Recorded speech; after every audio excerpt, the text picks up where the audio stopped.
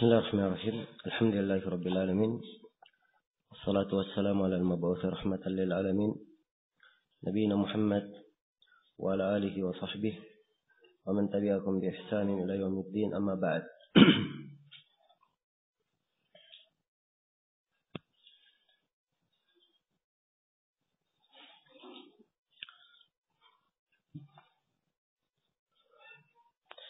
Ini majelis yang ke-9 dari syarah kitab Manhajus Salikin wa Tawdih al-Fiqh fi ad-Din karya Syekh Abdurrahman ibn Nasir As-Sa'di rahimahullahu taala. Kita sudah memasuki bab mufsidatis shalah. Berkata penulis rahimahullahu taala, babu mufsidatis sholati wa makruhatiha. Bab hal-hal yang membatalkan salat dan hal-hal yang memakruhkan salat. Ya. Ini pelengkap dari pembahasan terkait dengan salat. Setelah kita mengetahui bagaimana syarat-syarat salat, kemudian tuntunan dan sifat salat Nabi sallallahu alaihi wasallam yang menjelaskan tentang pelaksanaan salat itu dengan menguraikan rukun-rukun, kewajiban dan sunnah-sunnahnya. Maka Syekh rahimahullahu taala juga menjelaskan tentang hal-hal yang bisa membatalkan salat dan hal-hal yang memakruhkan salat. Di sini beliau menguraikan beberapa pembahasan. Ya. Kita garis bawahi 3 hal. Yang pertama, hal-hal yang membatalkan salat.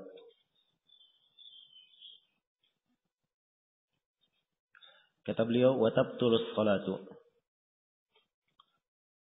dan membatalkan salat. Ya. Beliau terangkan dan kemudian beliau rinci pembatal-pembatal salat tersebut. Di pembahasan yang pertama ini beliau tekankan bahwa salat itu mungkin saja menjadi batal apabila seseorang melakukan perbuatan-perbuatan yang bertentangan dengan keabsahan salat. Ya. Kemudian beliau merinci tentang pembatal-pembatal salat. Kata beliau, tabtul salatu, salat menjadi batal bitarki ruknin, dengan meninggalkan rukun, au syartin, atau meninggalkan syarat syahnya salat, wa huwa yaqdiru alaihi, sedang dia mampu untuk melaksanakannya. Ya. Amdan, dalam keadaan sengaja, au sahwan, atau dalam keadaan lupa, au jahlan, atau dalam keadaan jahil, idza lam ya'ti bihi, apabila dia tidak mendatangkan dengannya. Baik, ini pembatal yang pertama, meninggalkan rukun atau syarat padahal mampu melakukannya. Jadi syaratkan dia punya kemampuan. Kalau dia meninggalkan rukun atau syarat karena tidak ada kemampuan, maka ini lain lagi masalahnya. Hal yang di luar kemampuannya. Ya. Dikata seorang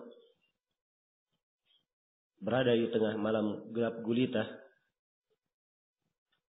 dan dia tidak bisa menentukan di mana arah kiblat, lalu dia berijtihad, ternyata nampak bahwa ia salat tidak menghadap ke kiblat, maka ini tidak membatalkan salatnya, sebab di luar kemampuannya. Di luar kemampuannya. Menghadap kiblat betul syarat salat, tapi di keadaan yang saya sebutkan tadi, Itu keadaan di luar kemampuannya. Di luar kemampuannya. Demikian pula apabila seseorang karena dia sakit, dia tidak mampu sholat berdiri. Dia sholat duduk atau di atas perahu karena khawatir tenggelam perahunya atau khawatir mendapat bahaya, dia sholat dalam keadaan duduk. Maka sholatnya syah. Karena dia tidak mampu berdiri, tidak mampu menegakkan rukun tersebut. Karena itu ucapan penulis di sini, wa huwa yaqdiru alaihi, dan dia mampu. Ini adalah ukuran. Ya, dan dia adalah sebuah kaidah dalam pembahasan fikih. Dan Syekh rahimahullah telah menyebutkan hal ini di dalam Manzumah beliau Al-Qawaid Fiqhiyah. Kata beliau, wala wajibun bila iqtidari, dan tidak ada kewajiban tanpa ada kemampuan. Ya. Disyaratkan harus ada kemampuan. Allah berfirman, la yukallifullahu nafsan illa wus'aha. Allah tidak membebani seseorang kecuali sesuai dengan kemampuannya. Dan juga Allah berfirman, fattaqullaha mastata'tum, bertakwalah kalian kepada Allah sesuai dengan kemampuan kalian. Iya. Amdan, dia meninggalkan rukun atau syarat secara sengaja. Ya, kalau dia tinggalkan secara sengaja dan dia mampu, maka batallah sholatnya. Iya. Jadi, kalau sengaja batal sholatnya. Au sahwan, au jahlan. Atau dia tinggalkan karena lupa atau karena jahil. Karena lupa atau karena jahil. Idza lam ya'ti bihi, dan dia tidak mendatangkannya. Ya, dia lupa ruku. Namun setelah dia ingat, dia tidak mendatangkan apa yang dia lupa. Dia ulangi. Maka ini membatalkan sholatnya. Ya, demikian pula kalau dia jahil kan suatu, setelah dia mendapatkan ilmu lalu dia tidak mendatangkannya, maka itu membatalkan sholatnya.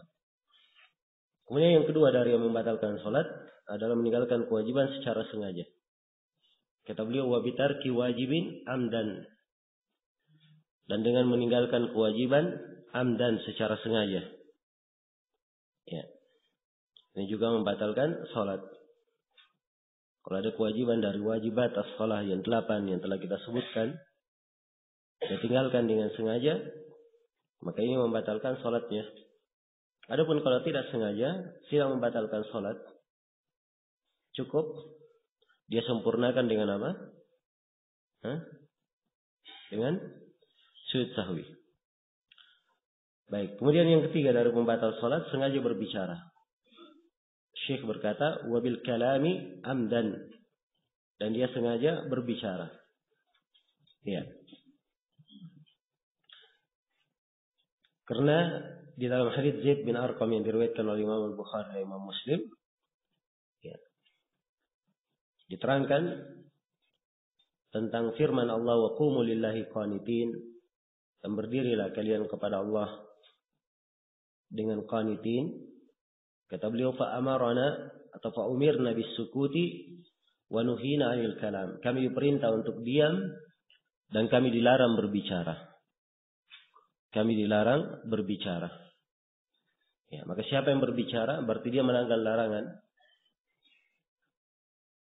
Dia melanggar larangan. Wa nahyu yaqtadi al-fasad. Dan larangan menunjukkan batalnya amalan kalau dilanggar. Ya. Maka berbicara dengan sengaja ini membatalkan salat. Adapun kalau dia berbicara tidak sengaja, ya, atau dia jahil akan hukumnya, atau dia berbicara karena darurat, maka ini lain lagi masalahnya. Jelas ya? Lain lagi masalahnya. Nah, Muayyah bin Hakam As-Sulami dalam kisah beliau masyhur, riwayat Muslim. Ya. Beliau berbicara waktu itu dalam salat. Beliau berkata, "Wa thaqla Umayyah, ma sya'nukum tanzuruna ilayya?" Kenapa kalian melihat kepadaku? Dia berbicara. Maka setelah itu Nabi sallallahu alaihi wasallam memperingatkannya dan mengajarkan kepada Muawiyah bin Hakam, "Inna hadhihi shalah la yasluhu fiha syai'un min kalamin nas." Sesungguhnya salat ini tidak pantas ada di dalamnya sesuatu dari pembicaraan manusia. Innama huwa at-tasbih wa at-takbir wa qira'atul Qur'an. Salat itu hanya ada di dalamnya tasbih, takbir, dan membaca Al-Quran. Ya, maka ini larangan yang ketiga atau pembatal salat yang ketiga, sengaja berbicara. Ya. Demikian pula kalau misalnya di keadaan darurat,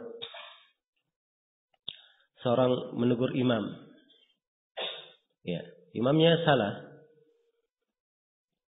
Namun sang imam tidak mengetahui apa yang keliru darinya. Ya. Dia tidak tahu apa yang keliru darinya. Dan imamnya tetap duduk. Ya. Tidak bergerak. Maka tahapan yang dilakukan oleh seorang makmum, yang pertama dia ingatkan imam tersebut dengan bahasa-bahasa yang ada di dalam Al-Quran. Jelas ya? Misalnya dia lupa sujud, ya, diambil ayat wasjudu lillah misalnya, sujudlah karena Allah. Iya. Atau dia lupa ruku misalnya, maka dia baca warka'u dan rukulah supaya ingat siapa imamnya. Atau dia lupa berdiri misalnya, maka diingatkan dengan ayat qumu lillahi qanitin. Jelas ya? Qumu lillahi qanitin. Ya. Kalau terjadi keadaan sang imam sudah tidak mengerti apa yang dibilang oleh makmum, dia juga bingung apa yang akan dia lakukan. Ya, tentunya ini keadaan tidak mungkin dibiarkan. Ya. Dan tidak mungkin imamnya dan makmum ya posisinya duduk terus sampai keluar waktu salat. Ya kan? Ya. Maka kalau ada yang ingin menegurnya dengan bahasa yang dia pahami, boleh saja sesuai dengan keperluan, sesuai dengan keperluan. Jelas ya? Dan ini diambil dalil oleh para ulama walaupun kejadiannya di luar salat dengan kejadian Dzul Yadain. Sebab kejadian Nabi lupa kemudian didatangi oleh Dzul Yadain. Terjadi pembicaraan antara Nabi dan Dzul Yadain. Ya, kemudian Nabi bertanya kepada sahabat apakah benar yang dikatakan oleh Dzul Yadain. Jelas ya? Baik. Kemudian di antara yang membatalkan, beliau sebutkan wabil qahqaha. Ya. Dia sengaja berdaham. Ya. Itu dia mengisyaratkan dengan suara. Kita misalnya ada orang lewat, ya. Jelas ya? Nah, itu. Qahqaha. Ya. Dan Ibnu Hazm menukil kesepakatan tentang hal ini bahwa berdaham itu disepakati oleh para ulama membatalkan salat. Membatalkan salat. Kenapa dikatakan membatalkan? Sebab dia ada bentuk berbicara di dalamnya. Ya. Jelas ya? Ini bahasanya sekarang kita sengaja. Ya, kalau misalnya seorang ada yang di lehernya misalnya mengganjal, ya, kemudian dia berdaham karena hal tersebut, maka ini tidak ada masalah. Ya. Kemudian kata beliau, yang kelima dari pembatal salat, bergerak yang banyak atau berturut-turut tanpa ada keharusan. Ya, kata Syekh rahimahullah, wabil harakatil katsirati urfan. Demikian pula yang membatalkan salat dengan harokat yang banyak secara urf. Ya. Jelas ya? Dia bergerak banyak kali gerakannya. Maksudnya gerakan di luar salat. Ya. Dia ke kanan, ke kiri, maju, mundur. Ya. Maka bergerak yang banyak ini secara urf ini membatalkan salat. Jadi berbanyak. Ketentuannya gerakannya banyak secara urf. Kemudian al-mutawaliyah. Gerakan yang berturut-turut. Ya. Lighairi darurah. Tanpa ada kemestian, tidak ada keharusan. Ya, kalau ada keperluan lain lagi. Kalau dia ada keperluan, ya, maka tidak ada masalah bergerak. Kalau memang ada keperluan, ya. Karena Nabi SAW, beliau pernah sholat dan menggendong cucunya. Ya. Apabila beliau sujud, maka beliau letakkan cucunya. Ya, beliau sempurnakan sujudnya. Begitu beliau berdiri, beliau kembali menggendong cucunya. Dan juga telah syah dari Nabi SAW, beliau memberi contoh salat di atas mimbar. Memberi contoh salat di atas mimbar. Ya. Kalau beliau akan sujud, beliau turun dari mimbar, kemudian sujud di bawah. Setelah selesai sujud, maka beliau naik lagi di atas mimbar. Dan salatnya beliau di atas mimbar ini pengajaran, memberi contoh pada sahabat tentang bagaimana kaifiat salat. Jelas ya? Ya, karena itu sekarang ini jangan ada yang berkata, oh dari sunnah salat di atas mimbar. Maka imam kadang-kadang salat di atas mimbar. Ini keliru ya. Sebab Nabi memberikan tuntunan dan contoh. Kalau diperlukan memberi contoh, tidak ada masalah. Seorang yang menjadi panutan atau menjadi imam, dia sholat di atas mimbar. Ya. Yang jelas sisi pendalilan kita dari hadits yang saya sebutkan, ada gerakan-gerakan dari Rasulullah SAW, tapi gerakan tersebut gerakan yang diperlukan. Demikian pula pernah beliau sholat, kemudian ada anjing hitam yang mau berlalu dan berlalu di depan beliau. Maka beliau pun berlomba. Ya, dengan anjing hitam ini, beliau segera maju ke depan, mendekati sutra beliau, agar supaya anjing hitamnya lewat di belakang beliau. Jelas ya? Sebab kalau lewat di depan beliau, itu akan memutuskan sholat beliau. Maka beliau bergerak ke depan. Dan ini keperluan gerakan, ada keperluan. Jelas ya? Gerakan ada keperluan. Iya. Maka gerakan-gerakan itu tidak ada masalah. Kalau ada keperluan. Tapi gerakan yang banyak tidak ada perlunya, maka ini bisa membatalkan salatnya. Ukurannya apa? Gerakan yang banyak itu ukuran secara urf. Ini diukur oleh Syekh secara urf. Ya, tidak ada ukuran dengan batasannya 3 kali bergerak. Siapa yang bergerak 3 kali maka batal salatnya. Ya, tidak ada ukuran 3 kali ya. Seperti yang kadang kita dengarkan di sebagian masyarakat. Ya. Tidak ada ukuran 3 kali. Tidak ada batasan 3 kali. Kembali kepada kebiasaan. Di antara pembahasan juga yang kadang perlu kita ketahui tentang melangkah maju menuju kepada sutrah. Melangkah maju menuju kepada apa? Kepada sutrah. Seorang yang salat disyariatkan dia salat itu menghadap ke mana? Ke sutrah, ke penghalang atau sesuatu yang menjadi tirai untuknya, pembatas untuknya antara dia dan antara orang yang berlalu lalang. Dan sutra itu mungkin dari tembok, mungkin dari sesuatu yang dia pasang di depannya, ya, sehingga menjadi sutra antara dia dan orang yang berlalu lalang tidak melewati tempat dia sholat. Jelas ya? Mendekat ke sutra ini adalah hal yang disyariatkan, ya. Dan Nabi memerintah untuk mendekat kepada sutra. Jelas? Namun di sini yang perlu saya berikan catatan bahwa mendekat kepada sutra dalam kebanyakan nas hadis itu bagi siapa yang mulai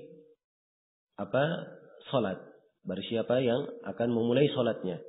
Jadi belum salat, dia akan mulai dia mendekat ke sutra. Kemudian dia salat. Ya. Jelas?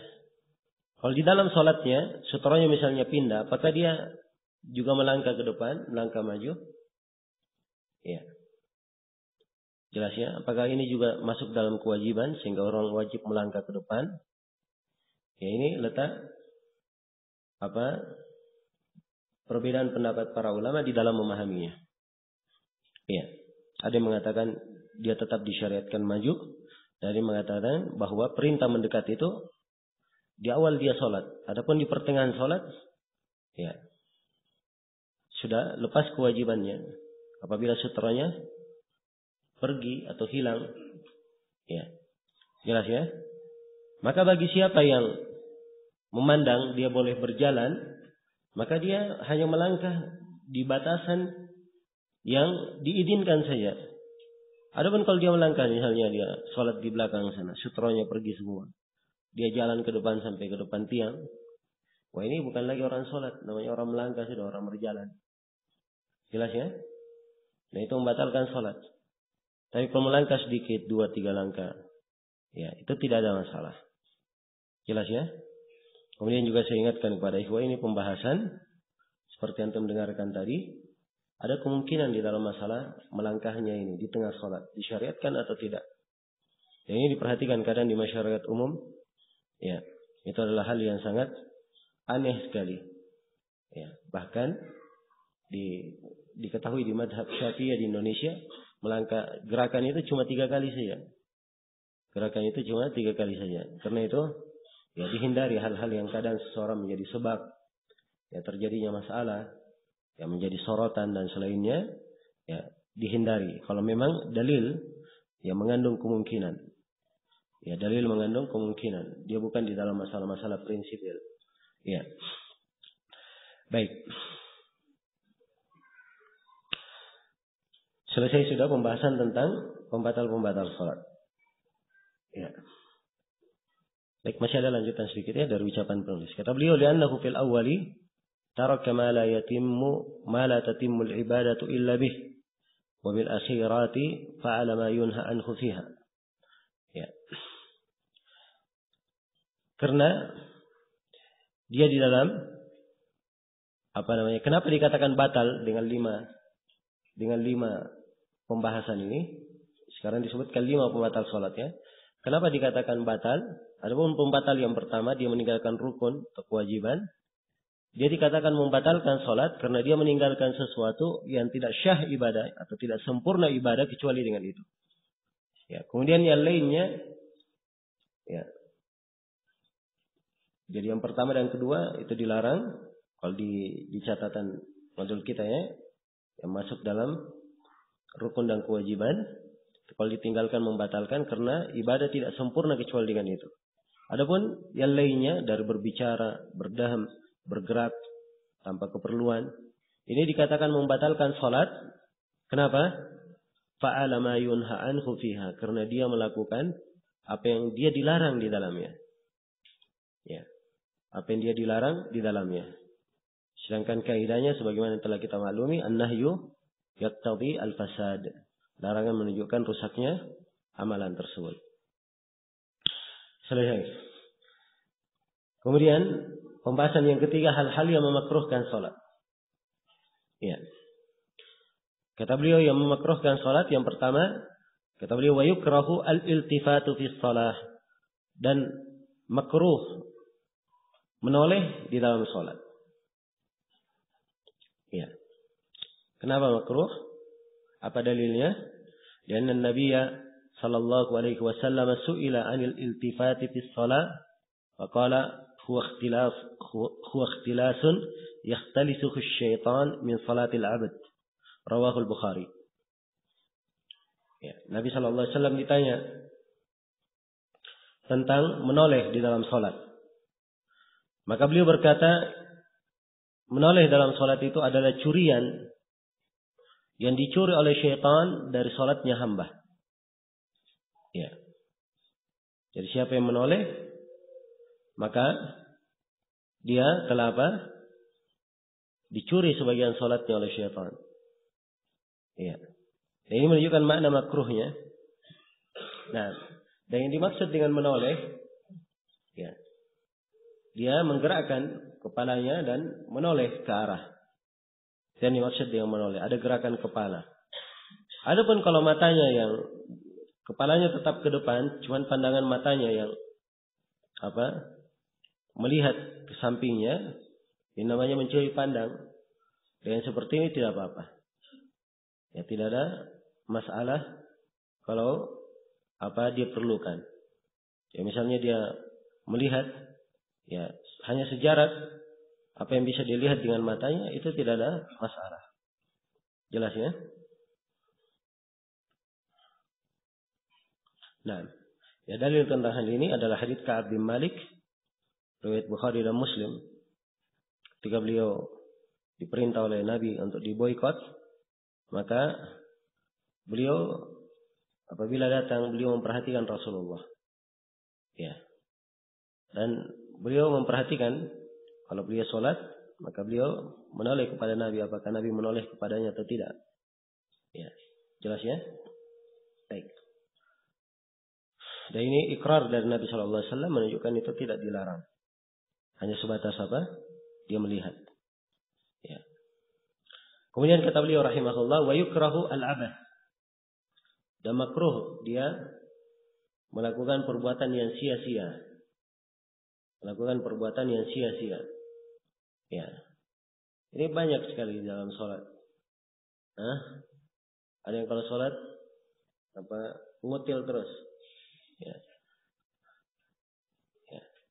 Ada yang sholat telunjuknya nggak bisa diam, telinganya terus. Ya. Ini adalah hal yang perbuatan yang sia-sia ditinggalkan. Ya. Jelas ya, ini memakruhkan salatnya. Memakruhkan salatnya. Dan harus diketahui bahwa Nabi SAW bersabda, "Inna fi salati la syughla." Sungguhnya dalam salat itu kesibukan yang sangat menyibukkan. Ya, hanya dia sibuk dengan hal tersebut. Ya. Jelas ya? Nah. Ya. Dan kita di masa ini diuji ya, bersama dengan perkembangan ya suara-suara handphone. Ya. Maka ini hal yang penting untuk diperhatikan terkait dengan ahkam salat. Ya. Terkait dengan ahkam salat. Siapa yang membawa handphone, maka hendaknya dia bertakwa kepada Allah. Ya, jangan mengganggu orang lain yang berada di masjid. Ya, dengan suaranya. Jelas ya? Kalau dia lupa, misalnya handphonenya bersuara, maka dia matikan saja sesuai dengan keperluan. Jelas ya? Dia matikan, tidak ada masalah. Daripada dia mengganggu orang lain, maka dia matikan. Itu adalah gerakan yang diizinkan karena ada keperluan. Ya. Tapi kalau dia bawa handphone, bunyi handphonenya, dia periksa, dia lihat siapa yang ngebel. Ya. Setelah itu dia masukkan lagi. Ini orang-orang yang lalai dari salatnya. Ya. Jelas ya? Kemudian di antara hal yang makruh disebutkan oleh Syekh di sini, kata beliau rahimahullah, wa wada'ul yadi 'alal khasirah. Ya. Dan dia meletakkan tangannya di atas khasirahnya. Dia meletakkan tangan di atas khasirah. Ya. Yang dimaksud dengan khasirah adalah tulang pertengahan yang berada di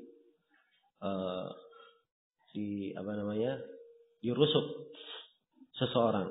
Jadi dia letakkan tangannya di situ, di kanan sini atau di kiri. Itu artinya diletakkan di atas khafirah. Ya, dan yang seperti ini adalah kaifiyat salat yang dilarang.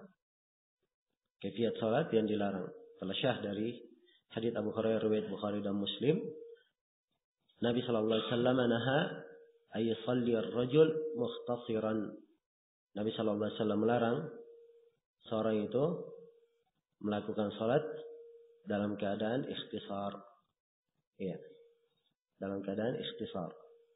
Yaitu dia meletakkan tangannya di atas tulang rusuknya. Jelas ya? Baik. Ini yang keberapa ini?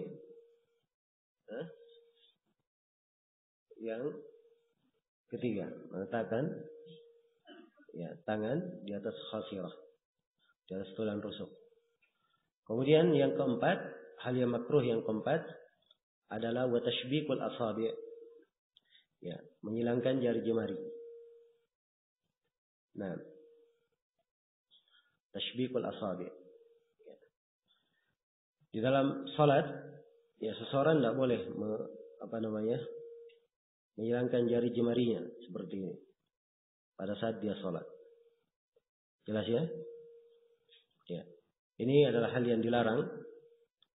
Disahihkan oleh Syekh Al-Albani sebuah hadits dari Ka'ab bin Ujrah, diriwayatkan oleh Imam Ahmad, At-Tirmidzi, Abu Daud dan selainnya.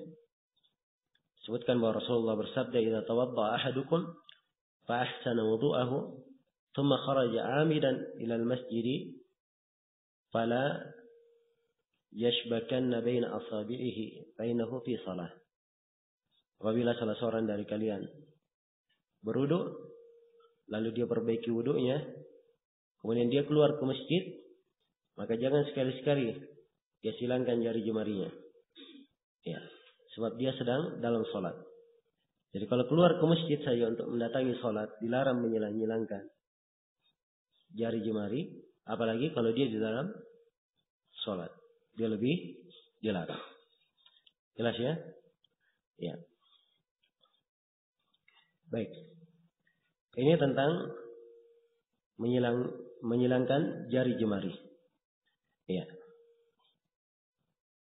Adapun setelah sholat tidak ada masalah. Kalau misalnya setelah sholat orang menyilangkan jari jemarinya tidak ada masalah. Tapi kalau dia menunggu sholat, ya, maka jangan dia menyilangkan jari jemarinya kalau dia menunggu sholat.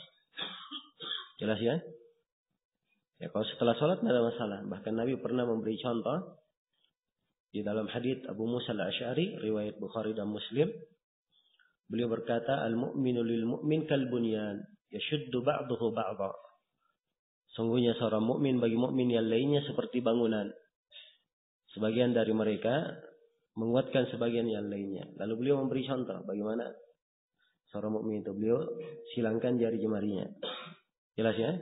Beliau memberi contoh eratnya seorang mukmin itu hubungannya. Iya. Maka ini kondisi dan keadaannya. Iya. Dan ini menunjukkan bagaimana perhatian Islam, ya, perhatian syariat kita menjaga seorang itu untuk khusyuk dan dia berada di kondisi yang betul-betul dia siap untuk melakukan salat. Baik. Kemudian yang ke berapa?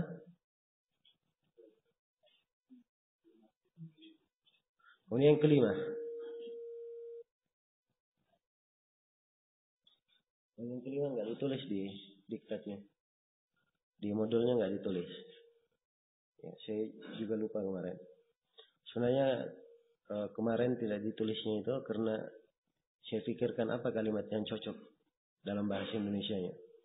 Ya, tapi setelah diedit akhirnya dilupa dimasukkan. Yang kelima di sini disebutkan oleh Syekh wa farqa'atuha, dan makruh di farqa'ah. Ya, farqa'ah itu jari jemari ini dibunyikan tulang-tulangnya. Ya, itu farqa'ah. Kira-kira apa bagusnya bahasa Indonesianya?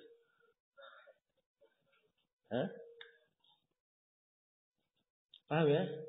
Ya, lebih antum sudah paham, selesai. Ya. Itu dimaksud dengan farqa'atuha. Nah, sebab ini adalah ya hal yang mengganggu di dalam salat dan juga mengganggu orang yang ya berada di sampingnya, ya maka dia adalah hal yang makruh. Ya, ada hadits-hadits khusus menjelaskan tentang hal ini dari Nabi, tapi haditsnya lemah. Haditsnya lemah. Ya, hanya dihasankan oleh Syekh Al-Albani mauquf dari Ibnu Abbas. Mauquf dari Ibnu Abbas, di mana Ibnu Abbas mengingkari ada orang yang melakukan hal itu di dalam salat. Ya, dan ini pengingkaran dari sahabat, tidak diketahui ada yang menyelisihinya. Ya. Dan ditambah dengan ketentuan-ketentuan umum dalam etika salat, maka ini adalah hal yang kuat. Pelarangan atau hal yang memakruhkan yang patut dianggap dan dipertimbangkan. Kemudian berikutnya dari hal yang memakruhkan dalam salat adalah duduk iqa. Ya, duduk iqa disebutkan di sini, kata beliau, wa ayyajlisa fiha muq'iyan ka iqa'il kalbi. Dia duduk iqa di dalamnya, di dalam salat seperti iqa'nya kambing.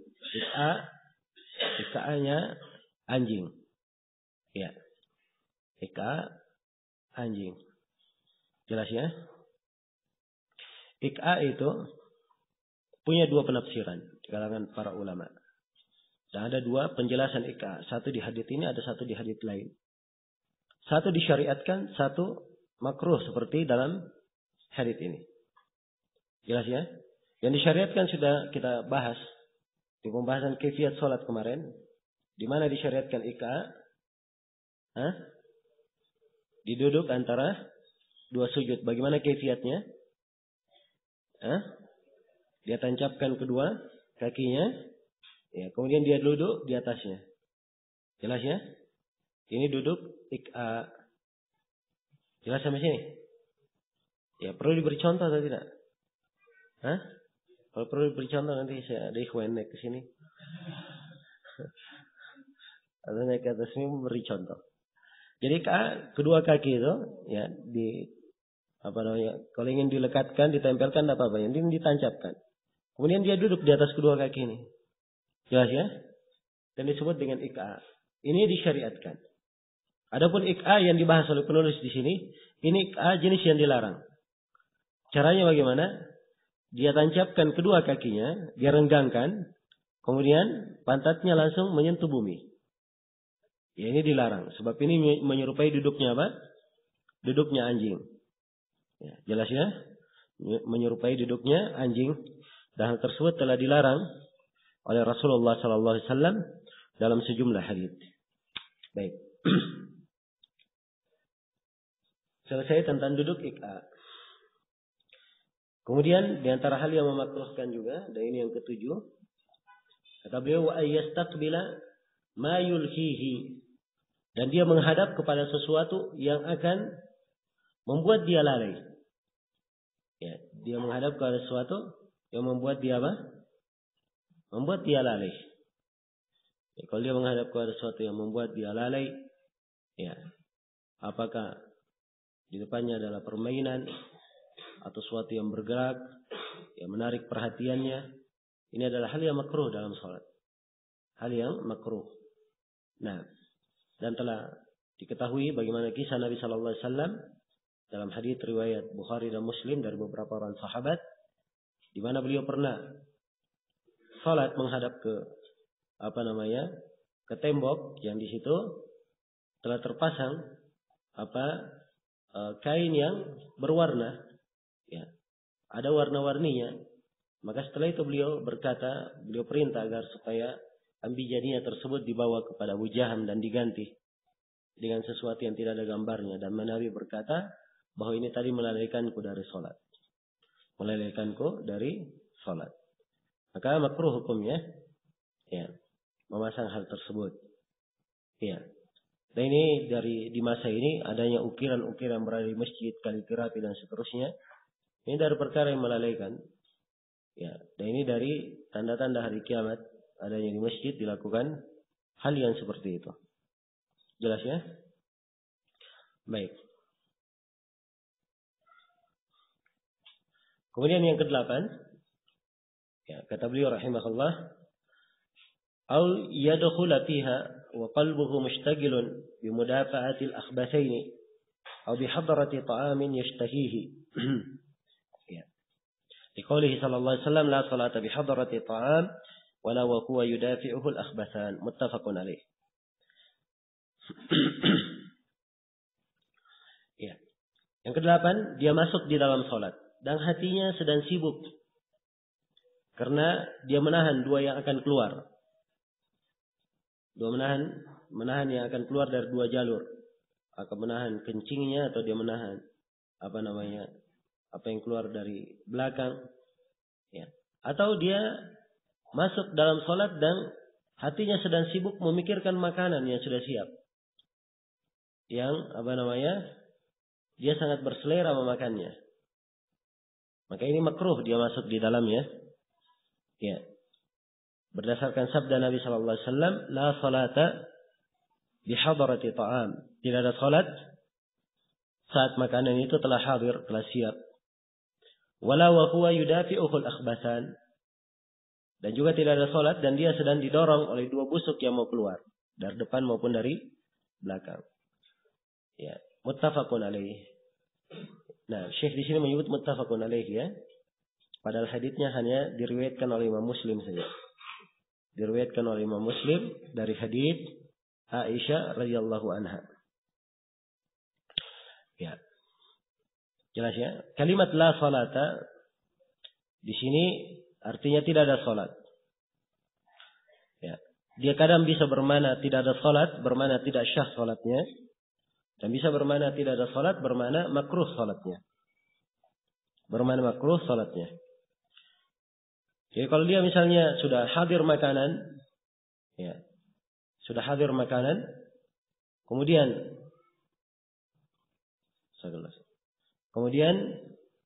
dia tetap melakukan salat, ya, sehingga dia hilang kekhusyukan di dalam salatnya, tidak tahu apa yang dia baca, pikirannya hanya makanan saja, ya.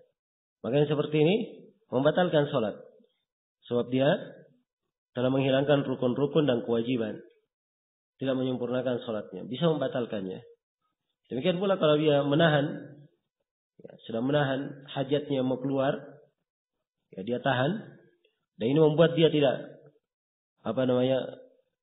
mengerti apa yang dia lakukan di dalam salat, ya, dan mengurangi rukun-rukun dan kewajibannya, maka ini bisa membatalkan salatnya. Ya, kalau keadaannya seperti itu, maka la di situ bisa nafiyah lil jins. Tidak ada salat artinya tidak syah. Jelas ya?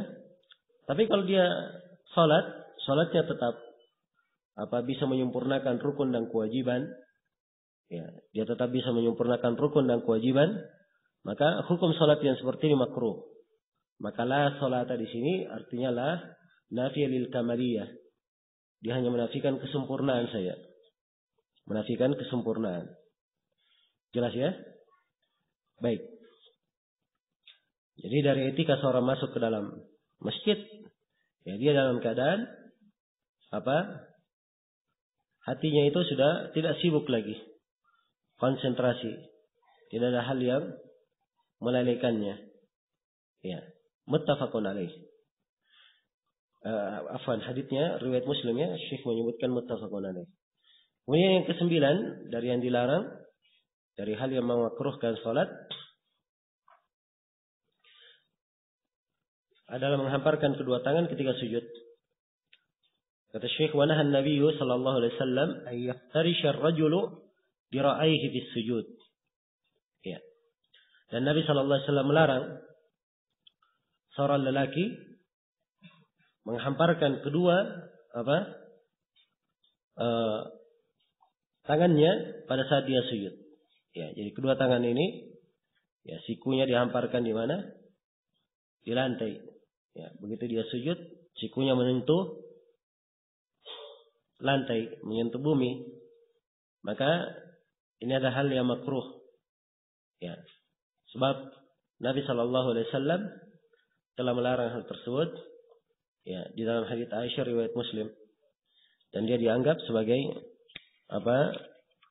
kaifiat yang menyerupai binatang, menyerupai binatang buas. Iya. Dan dari dalil ini Ketika disebutkan sejumlah celaan orang yang sholat seperti mematuk, ya, sholatnya kaum munafikin cepatnya seperti ayam yang mematuk, dilarang duduk seperti duduk anjing, kemudian menghamparkan tangan seperti binatang buas. Ini nas-nas diambil secara umum oleh para ulama tentang tidak bolehnya seorang manusia itu menyerupai binatang, ya, dalam gerakan maupun apa yang dia lakukan. Jelas ya? Baik, selesai pembahasan terkait dengan hal-hal yang membatalkan sholat dan memakruhkannya.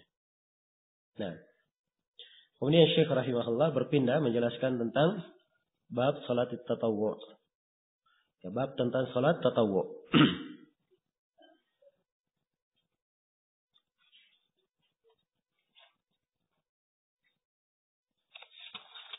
Ya. Sholat tatawwu' itu artinya sholat sunnah. Ya. Adalah sholat sunnah yang dilakukan untuk menambah ketaatan kepada Allah Subhanahu wa taala. Ya. Dan di dalam bab sholat tatawwu' ini banyak pembahasan. Cuma Syekh rahimahullah hanya menyinggung, ya, pembahasan-pembahasan yang penting untuk diketahui.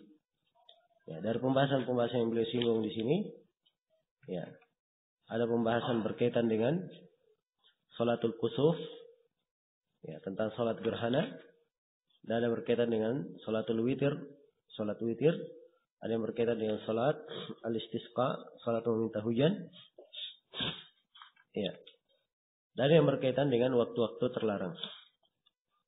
Ya, sebab dia di pembahasan sholat sunnah dan waktu terlarang itu kaitannya dengan pelaksanaan sholat sunnah.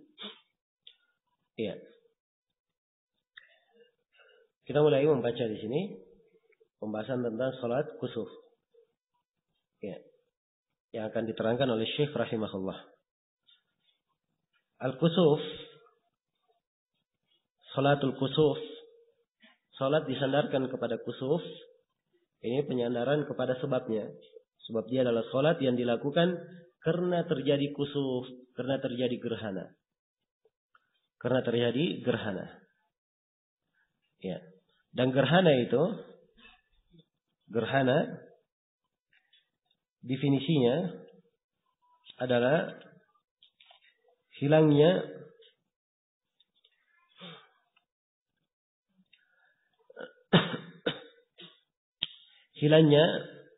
atau tertutupnya cahaya salah satu dari matahari dan bulan atau sebagian dari cahayanya. Ya. Jelas ya? Sebagian dari cahayanya. Nah,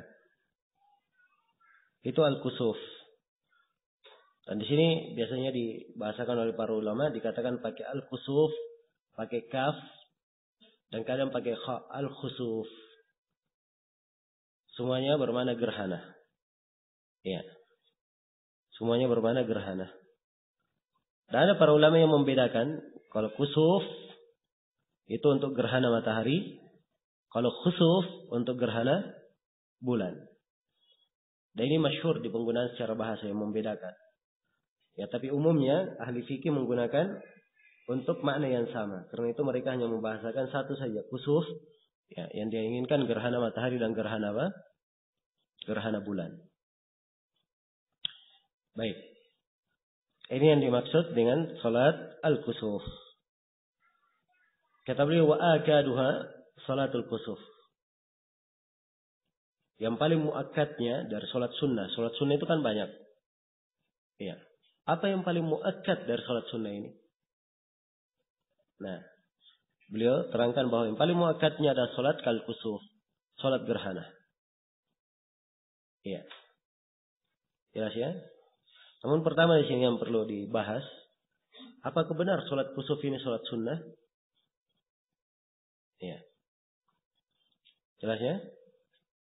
Ini sebenarnya harus dibahas. Ya. Sebab sebagian para ulama memandang bahwa salat kusuf itu bukan salat sunnah, tapi dia wajib. Hukumnya dilakukan. Ya. Ada orang yang berpendapat bahwa salat kusuf itu wajib. Ini pendapat yang harus dipertimbangkan. Ya. Kenapa? Karena Nabi SAW memerintah untuk melakukannya. Ya, beliau perintah. Kata beliau, "Idza ra'aitumuha fafza'u ila shalah." Kalau kalian melihat gerhana matahari atau gerhana bulan itu, maka hendaknya kalian bersegera untuk melakukan salat. Perintah dari Nabi SAW. Dasar dalam perintah menunjukkan apa? Wajibnya. Dan di sini lafaz keluarnya bersegeranya fazi'an. Ya, dengan penuh kekhawatiran. Menyambut khusuf ini. Jelas ya? Menyambut khusuf ini. Dengan penuh kekhawatiran. Karena itu bahasanya fafza'u. Bersegeralah kalian karena khawatir. Untuk melakukan salat. Iya. Kemudian salat khusuf ini. Ya, ini salat kaifiatnya berbeda dengan yang lainnya. Berbeda dengan yang lainnya dan diperintah oleh Nabi. Di mana Nabi SAW di salat khusufnya diperlihatkan kepada beliau surga dan neraka. Ya. Dan beliau setelah salat khusuf, beliau berkhutbah dengan khutbah yang sangat mendalam dan sangat agung. Ya. Dan beliau mensyariatkan berjamaah di salat khusuf. Memerintah orang meneriakkan as-salata jami'ah. Dan ini tidak diteriakkan pada salat sunnah yang lainnya. Jelas ya? Ini semuanya dari mana-mana yang menunjukkan bahwa ya, dia mungkin dianggap sebagai sebuah kewajiban. Jelas ya? Dianggap sebagai sebuah kewajiban. Nah, tapi sifatnya kalau dia wajib, maka hukumnya adalah fardu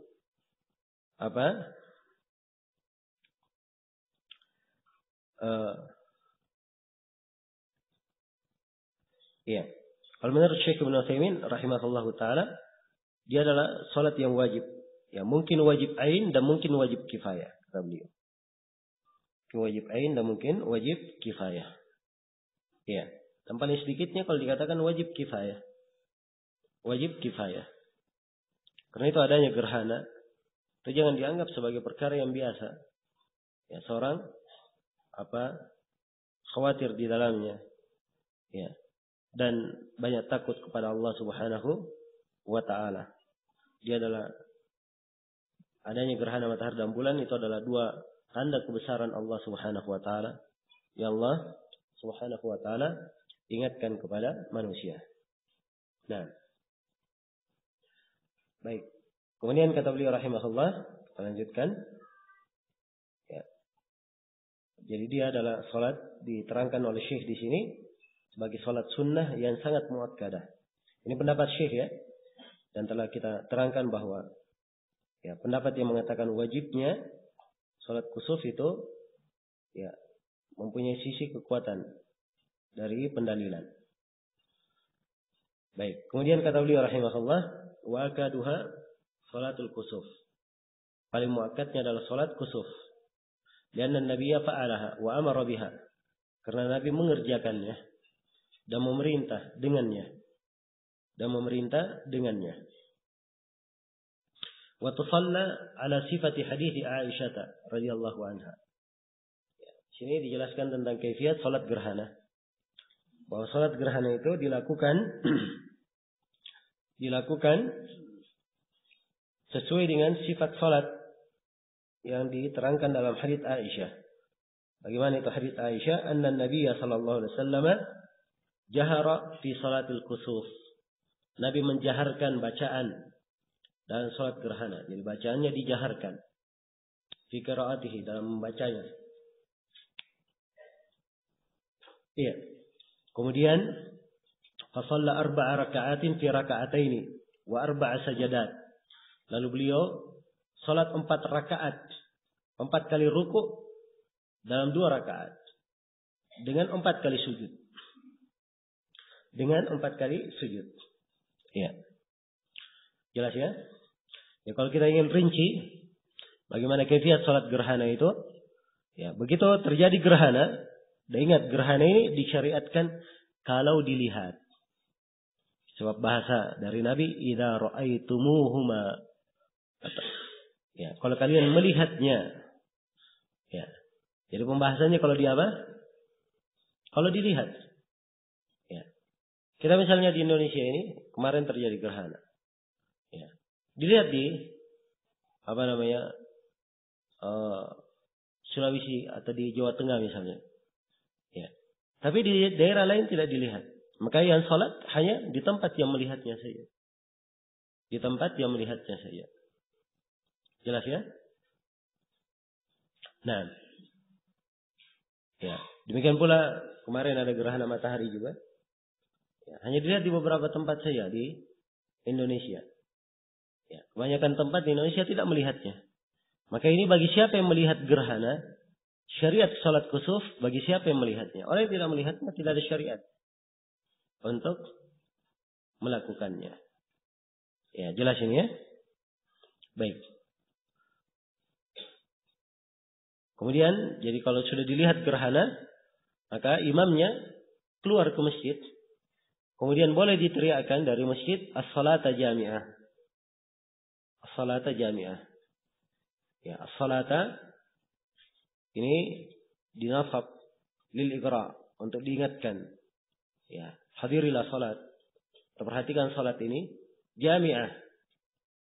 Jami'atan yang akan ditegakkan secara berjamaah. Ya. Diteriakkan sekali boleh. Kalau memang perlu diulangi tidak apa-apa diulangi. Ya. Kalau memang perlu diingatkan kepada masyarakat untuk menghadirinya. Maka setelah itu majulah imamnya, kemudian makmum bersaf di belakangnya. Sebab salat gerhana disyariatkan dilakukan secara berjamaah. Disyariatkan untuk dilakukan secara berjamaah. Ya, kemudian imam pun bertakbir dan disyariatkan dia membaca bacaan yang panjang. Disyariatkan dia membaca bacaan yang panjang. Ya. Sesuai dengan apa? Gerhananya. Kalau dia lihat gerhana baru mulai dan kelihatannya gerhana ini ya akan berlangsung sampai 3 jam misalnya, maka dia ukur bacaan untuk 3 jam. Jelas ya? Kalau misalnya gerhananya sudah berjalan, dia baru tahu gerhana, ya mungkin gerhananya sisa 10 menit, maka dia ukur bacaan untuk 10 menit. Jelas ya? Jelas sampai sini? Sebab gerhana ini hanya disyariatkan pada saat gerhana.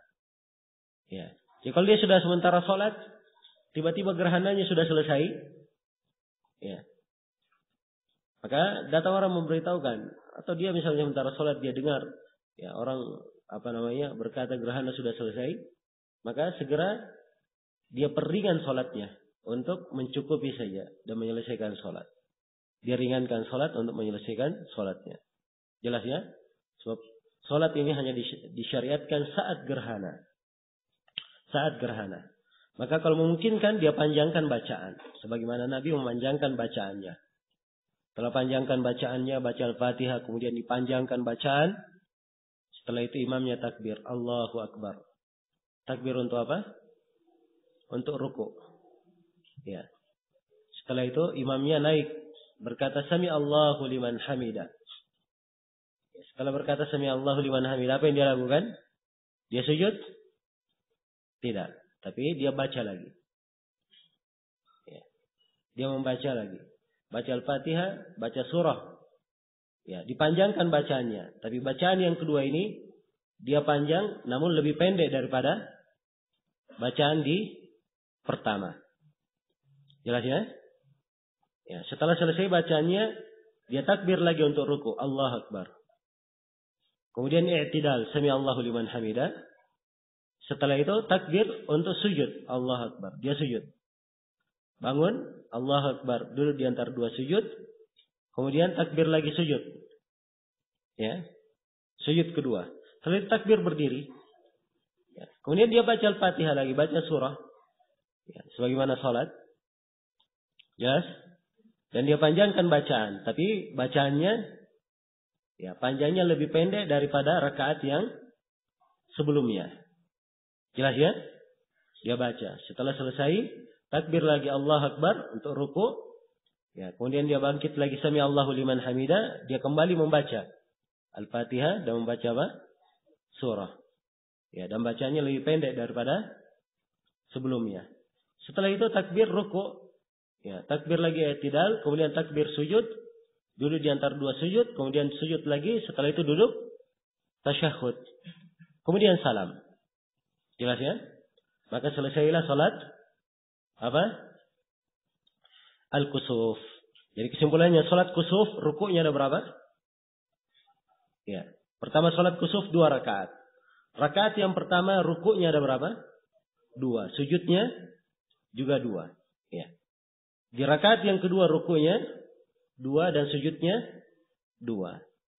Jelas ya? Ini kaifiyat yang paling masyhur dan paling sahih di kalangan para ulama. Ada yang mengatakan bahwa boleh rukuknya 6 kali. Ada yang mengatakan boleh 8 kali. Ya, sebab ada riwayat-riwayat yang menjelaskan. Tapi harus diketahui bahwa kejadian kusuf di masa Nabi itu, gerhana di masa Nabi hanya terjadi sekali saja. Ya. Kalau dikatakan boleh 6, boleh 8, ini kurang tepat. Sebab kejadian di masa Nabi cuma 1. Dan riwayat yang paling kuat, itu riwayat yang menyebutkan bahwa rukuknya cuma 4 saja. 4 kali rukuk di 2 rakaat. Jelas ya? Baik. Sekira ini secara global yang terkait dengan pembahasan kusuf. Nah, setelah salat kusuf disyariatkan untuk berkhutbah. Di sini memang di buku Syekh tidak menjelaskan tentang khutbah. Ya, sebab beliau menyinggung salat saja. Ya, namun disyariatkan untuk berkhutbah. Dan disyariatkan dengan khutbah ya, yang mengingatkan ya, Nabi SAW setelah selesai salat dan diterangkan wanjalatis syams dan matahari sudah mulai terang. Ya, sebab ketika bertemu matahari dengan bulan, ya cahayanya menjadi apa? Redup. Ya, dan kelihatan hitam. Maka begitu selesai, kembali semuanya, matahari kembali terang. Jelas ya? Jadi ketika matahari sudah terang, maka Nabi SAW berdiri, lalu memuji Allah dengan apa yang sepatutnya. Kemudian beliau berkata, "Huma min ayatillah." Ya, bahwa gerhana matahari dan bulan itu dari ayat-ayat Allah. La yakhsifani li mauti ahadin wala li hayati. Tidaklah ya, gerhana itu terjadi karena meninggalnya seseorang atau hidupnya seseorang, lahirnya seseorang. Kalau kalian melihatnya, maka fafza'u ila shalah. Bersegeralah kalian, khawatirlah kalian dengan segera melakukan salat. Ya. Beliau memberikan nasihat-nasihat. Nah, ini yang harusnya dilakukan di salat kusuf, diingatkan dengan ayat-ayat Allah, kebesaran Allah Subhanahu wa taala. Ya, selesai pembahasan tentang salat kusuf. Setelah itu beliau menjelaskan tentang salat witir. Ya. Kata Syekh rahimahullahu taala, dalam salat witir ini kita berikan catatan 6 pembahasan. Yang pertama, salat witir adalah salat sunnah muakkadah. Ya. Syekh rahimahullah berkata, wa salatul witri sunnatun muakkadah. Ya, dan salat witir itu adalah salat sunnah muakkadah. Salat sunnah muakkadah. Ini hukum salat witir. Ini adalah pendapat jumhurul ulama. Ya, dan witir itu tidaklah diwajibkan kecuali kepada Rasulullah sallallahu alaihi wasallam saja. Bagi Nabi itu adalah wajib witir. Karena itu tidak pernah Nabi meninggalkan witirnya. Ya. Tidak di safar, tidak pula di mana? Di hadar, dalam keadaan mukim. Ya. Dan Nabi ketika diwajibkan atas beliau witir, maka di sini terdapat di dalamnya sejumlah hikmah yang sangat besar. Apalagi orang yang menduduki kedudukan seperti kedudukan Nabi di dalam menyampaikan agama, di dalam mempelajari agama, maka witirnya hendaknya dia jaga, dia perhatikan. Iya. Dan ini adalah hal yang sangat membantu. Baik. Salatul witri sunnatun muakkadah. Salat witir adalah salat sunnah muakkadah yang sangat disunnahkan. Ya, Nabi berkata, "Autiru walau bi raka'ah." Berwitirlah kalian walaupun 1 rakaat. walaupun 1 rakaat. Ya, kata Syekh, dawaman nabiyyu alaihi hadaran wa safara. Nabi continue melakukannya. Ya. Continue melakukannya. Hadaran wa safaran. Dalam keadaan dia hadir, mukim, dan dalam keadaan safar. Nah, ini dalilnya tentang sunnah muakkadanya. Kemudian pembahasan yang kedua, anjuran untuk mengerjakannya. Syekh di sini menjelaskan secara global anjuran untuk mengerjakannya, sekaligus masih terkait dengan dalil disunnahkannya salat witir. Kata beliau, wahassan nasa alaihi, dan Nabi memberikan anjuran kepada manusia untuk hal ini. Ya, bahkan di dalam Al-Quran anjuran-anjurannya untuk hal itu. So, salat witir bagian dari salat malam. Bagian dari salat malam. Ya.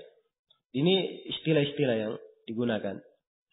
Salatul lail, salatul tahajud, salatul witir. Salat lail adalah salat malam. Ya. Malamnya berlaku umum, semua malam. Jelas ya? Salat tahajud, dia juga salat malam. Cuma tahajud itu adalah salat yang dilakukan setelah tidur. Ya, karena dari sisi asal penggunaan kata tahajud itu setelah dia bangun dari tidur. Ya. Kalau salat witir, dia juga salat malam. Cuman salat malam yang ditutup dengan witir ganjil. Ya. Demikian pula salat tarawih. Dia juga salat malam terhitungnya. Tapi dia adalah salat malam yang disyariatkan secara berjamaah di awal malam. Jelas ya? Disebut tarawih. Ya, disyariatkan secara berjamaah. Dan tidak ada salat malam disyariatkan berjamaah kecuali salat tarawih saja. Ya, di bulan Ramadan saja. Selain daripada itu, tidak disyariatkan secara berjamaah. Ya, boleh berjamaah kadang-kadang untuk memberi contoh. Ya, kadang-kadang seperti dilakukan oleh Nabi sallallahu alaihi wasallam bersama Ibnu Abbas, Ibnu Mas'ud, bersama Hudzaifah atau bersama Salman dan Hudzaifah. Ya. Jelas ya? Salat witir ini banyak anjurannya, banyak dalil yang menjelaskannya. Ya, dan dia adalah keindahan orang-orang yang bertakwa. Baik, pembahasan yang ketiga, jumlah rakaat minimal untuk salat witir. Kata Syekh rahimahullah, aqalluhu raka'ah. Witir itu paling sedikitnya 1 rakaat. Ya. Witir itu paling sedikitnya 1 rakaat. Nah, dan Nabi sallallahu alaihi wasallam telah bersabda dalam hadits Ibnu Umar, riwayat Muslim, al-witru raka'atun min akhiril lail. Witir itu adalah 1 rakaat dari akhir malam. Ya, 1 rakaat dari akhir malam. Nah,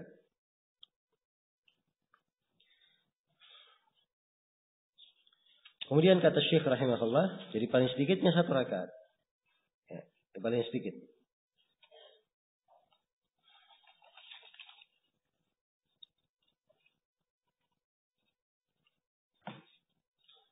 Ya. Kemudian kata beliau, wa aktsaruhu 11. Dan yang paling banyaknya 11 rakaat. Paling banyaknya 11 rakaat. Yang berdasarkan hadits Aisyah riwayat Bukhari dan Muslim, maka Rasulullah sallallahu alaihi wasallam yazidu fi Ramadan wala fi ghairihi ala 11. Tidaklah Nabi sallallahu alaihi wasallam menambah ya salatnya di Ramadan dan tidak pula di selain Ramadan melebihi 11 rakaat. 11 rakaatan. Iya. Jelas ya? Jadi 11 rakaat. Kalau datang di sebagian riwayat diterangkan 13 rakaat, maka ini kemungkinan tambahan ilmu tidak dimiliki oleh Aisyah, dan kemungkinan yang dimaksudkan dengan 13 itu ditambah dengan 2 rakaat ringan. Sebab juga telah syahid dalam Sahih Muslim, kana Nabi sallallahu alaihi wasallam yaftatihu salatahu bil lail bi raka'ataini khafifataini. Adalah Nabi sallallahu alaihi wasallam beliau membuka salatnya di malam hari dengan 2 rakaat yang ringan. Dengan 2 rakaat yang apa? Yang ringan. Nah, ini paling banyaknya 11 rakaat. Ukuran paling banyak yang dimaksud di sini, ini adalah paling banyak kalau ingin dikontinyukan dengan jumlah seperti itu. Dia ingin 11 rakaat terus, maka paling banyaknya 11. Ya, jelas ya? Tapi kalau dia ingin lebih dari 11, tidak kontinu, kadang 19, kadang 21, kadang 37, ya kadang 41, boleh saja. Tidak ada masalah. Ya, itu diperbolehkan. Sebab Nabi SAW telah menyatakan ketentuan umum, kata beliau dalam hadits riwayat Muslim, salatul lail masna masna. Salat malam 2 rakaat, 2 rakaat. Kalau 2 rakaat, 2 rakaat, tidak ada batasan. Berapa saja 2 rakaat, 2 rakaat boleh dilakukan. Jelas ya? Iya. Jadi ucapan Syekh di sini paling banyaknya 11 rakaat. Ini kalau dikontinyukan. Iya. Nah. Dan mungkin yang beliau inginkan 11 rakaat. Ya, kalau masalah witirnya saja. Ya. Kalau beliau diniatkan semua witir. Jelas ya. Sebab kefiat pelaksanaan witir juga. Itu ada kefiatnya. Boleh dilakukan 1 rakaat. Ya, boleh 3 rakaat sekaligus. 1 kali salam. Boleh 5 rakaat sekaligus 1 kali salam. 7 rakaat sekaligus 1 kali salam. 9 rakaat sekaligus 1 kali salam. Ya. Boleh 11 rakaat sekaligus 1 kali salam. Tetap witir. Jadi kalau beliau arahkan witir 11 rakaat kemana witir, maka ini mungkin saja. Mungkin saja. Jelas ya? Adapun sholat di malam hari, saya sudah terangkan bahwa witir itu juga masuk di sholat malam. Andai kata seseorang dia sholat 2, dia tutup dengan witir, maka itu dikatakan witir. Jelas ya? Sholat malam sekaligus dikatakan witir. Iya. Karena itu dalam masalah niat, tidak perlu seorang sibuk. Oh ini saya witir, saya niatkan witir sekarang. Ya, begitu dia sholat 1 rakaat, itulah witirnya, selesai. Sebab witir memang adalah sholat malam. Karena itu memperbaharui niat dan memperbaiki niat, ini adalah tahsil hasil. Mengadakan sesuatu yang sudah ada. Ya. Mengadakan sesuatu yang sudah ada, tidak ada manfaatnya. Jelas ya? Tidak ada manfaatnya. Ya. Kemudian kata beliau waktunya, waktu pelaksananya. Kata beliau waktuhu min salatil isya ila tulu'il fajr. Dan waktunya dari salat isya sampai terbitnya fajar. Nah ini berdasarkan hadits Abu Basrah, riwayat Imam Ahmad, Tirmidzi, Ibnu Majah dan selainnya. Ya, Nabi sallallahu alaihi wasallam bersabda, "Innallaha zadakum salatan wa hiya al-witru fasalluha fima baina salatil isya ila salatil fajr." Ya. Sungguhnya Allah menambah kalian salat, yaitu salat isya atau salat witir, maka lakukanlah salat witir ini antara salat isya sampai salat subuh. Antara salat isya sampai apa? Salat subuh. Ya. Jadi kalau dia sudah salat isya, sudah selesai, dia boleh melakukan salat witir. Dia melakukan salat witir. Ya. Misalnya ada musafir, dia menjamak salatnya, dia salat maghrib, dia jamak salat isya. Ya, maka setelah itu dia boleh salat witir. Boleh dia langsung salat witir, kemudian dia safar. Jelas ya? Ya, dan witir itu boleh dilakukan di awal malam bagi siapa yang khawatir tidak bangun di akhir malam, dia lakukan di awal malam. Ya, itu wasiat Nabi kepada Abu Hurairah. Ya, agar supaya beliau witir sebelum beliau tidur. Iya. Jelas ya? Kemudian kata beliau, dan akhirnya sampai terbitnya fajar subuh. Akhirnya sampai terbitnya fajar subuh. Iya. Jadi kalau dia sudah sholat, kemudian dia khawatir akan adzan sudah, dan dia belum witir, maka dia tambah 1 rakaat, dia ganjilkan. Supaya apa? Menjadi witir sholatnya. Nah. Kemudian kata beliau wal afdal ayyakuna akhir salatihi. Dan paling afdalnya witir itu menjadi akhir salatnya. Ini yang paling afdalnya. Witir dia lakukan di akhir salat. Ya, kalau ada yang mau melakukan di awal, seperti dia khawatir misalnya nggak bangun di tengah malam, maka dia lakukan witir di awal malam. Begitu dia bangun, maka dia sholat malam saja. Hanya sholat 2 rakaat, tidak ada witir lagi. Sebab witir itu tidak boleh 2 kali dalam semalam. Kata Nabi SAW, la witrani fi laila. Tidak ada witir dalam 1 malam. Atau tidak ada 2 witir dalam 1 malam. Afwan, tidak ada 2 witir dalam 1 malam. Kalau dia sudah witir di awal malam, di akhir malam tidak boleh dia ulangi lagi. Jelas ya? Nah, ini banyak dibahas di bulan Ramadan. Sebab di bulan Ramadan, kadang seorang muslim ingin tarawih. Salat tarawih di masjid. Salat bersama imam sampai selesai. Dia ingin mendapatkan keutamaan salat berjamaah selesai. Di mana Nabi SAW bersabda dalam hadits Abu Dzar Al-Ghifari, hadits Mu'adz bin Jabal, Rasulullah bersabda, "Innar rajula idza qama ma'a imamihi khusiba lahu qiyamul lail hatta yansarif." Ya, "Innar rajula idza qama imamihi hatta yansarif khusiba lahu qiyamul lail." Sungguhnya seorang lelaki apabila dia salat bersama imamnya sampai selesai, maka akan dihitung untuknya salat seperti salat 1 malam suntuk. 1 malam penuh. Ini keutamaannya salat tarawih bersama imam. Tapi ingat, batasannya sampai apa? Sampai imam selesai. Nah, di sini muncul banyak pertanyaan. Saya ingin mendapatkan keutamaan salat bersama imam sampai selesai. Tapi di malam hari saya juga ingin bangun qiyamul lail. Ya. Bagaimana cara yang saya lakukan? Ya. Cara yang dia lakukan adalah salah satu dari 2. Ya. Ini yang ditunjukkan oleh dalil. Ada cara yang ketiga sebenarnya, tapi haditsnya lemah.